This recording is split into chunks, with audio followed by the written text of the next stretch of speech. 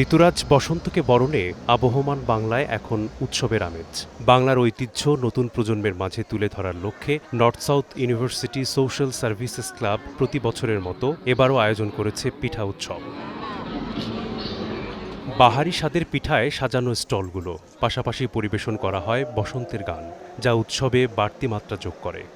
ঘুরতেছি, খাইতেছি, এত সুন্দর করে রঙিনভাবে সাজাইছে, সবাই এত সুন্দরভাবে সেজে গুজে আসছে, সবাইকে দেখে মন ভালো হয়ে গেছে। নর্থ সাউথ ইউনিভার্সিটি প্রতি বছরই পিঠা মেলা উৎসব করে থাকে, এবারকারটা একটু বেশি জমকালো মনে হচ্ছে আমার কাছে। প্রত্যেকটা স্টলে ঘুরছি, পিঠাগুলা খাওয়া হয়েছে, পাটিসাপটা, চিতই এগুলা খাওয়া হয়েছে। এখানে অংশগ্রহণ করেছে নর্থ সাউথ ইউনিভার্সিটির সকল ক্লাব, অ্যাডমিন, অফিসারবৃন্দ এবং সাধারণ শিক্ষার্থীবৃন্দ।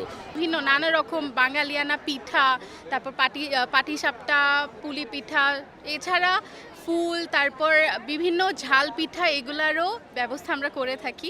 শিক্ষক, শিক্ষার্থী ও সংশ্লিষ্ট সবার অংশগ্রহণে আনন্দ র্যালির মাধ্যমে উদ্বোধন করা হয় পিঠা উৎসব 1432। আজকের এই বসন্তের দিনে আমরা যেভাবে সবাই ফুলেল এবং রঙিন আছি, আমরা যেন সেইভাবে থাকতে পারি, আমাদের সবার যেন হৃদয়টা প্রসন্ন হয়। বসন্তের এই উৎসব পালন করতে এসেছি।